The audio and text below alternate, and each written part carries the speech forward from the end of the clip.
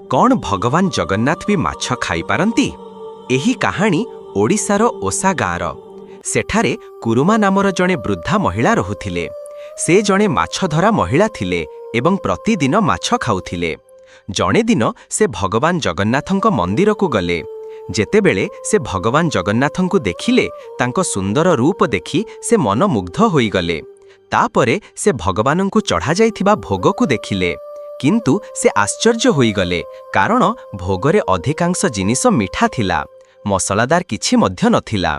तापरे से भाबिले भगवानंकु मध्य मसलादार माछर भोग लगाइबा उचित। तांको मनरे भगवानंक प्रति बहुत प्रेम थिला, सेही पाई से बहुत श्रद्धार सहित माछ पकाइले। तापरे सेही माछकु कदली पत्ररे मुड़ी भगवानंकु भोग लगाइबा पाई मंदिर को नहीं गले।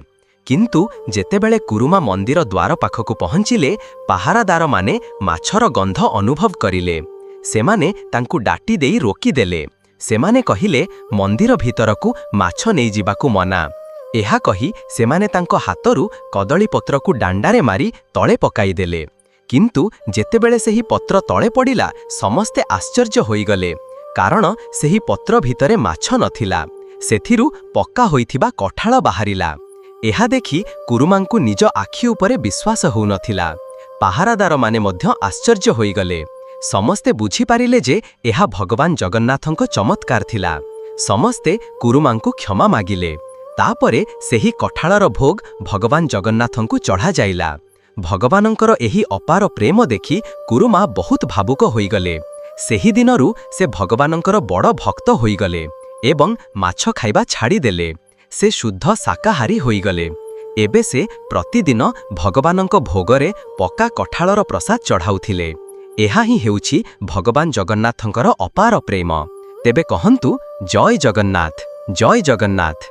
कौन भगवान जगन्नाथ भी माछ खाई पारंती? एही कहानी ओडिशार ओसा गाँर। सेठारे कुरुमा नामर जड़े वृद्धा महिला रहुथिले। से जड़े माछधरा महिला थिले एवं प्रतिदिन माछ खाउथिले। जणे दिन से भगवान जगन्नाथंक मंदिर को गले। जेतेबेले से भगवान जगन्नाथंकु देखिले तांको सुंदर रूप देखि से मन मुग्ध होई गले। तापरे से भगवानंकु चढ़ा जाइथिबा भोग को देखिले, किंतु से आश्चर्य होई गले कारण भोगरे अधिकांश जिनिस मिठा थिला, मसलादार किछि मध्य नथिला। तापरे से भाबिले भगवानंकु मध्य मसलादार माछर भोग लगाइबा उचित।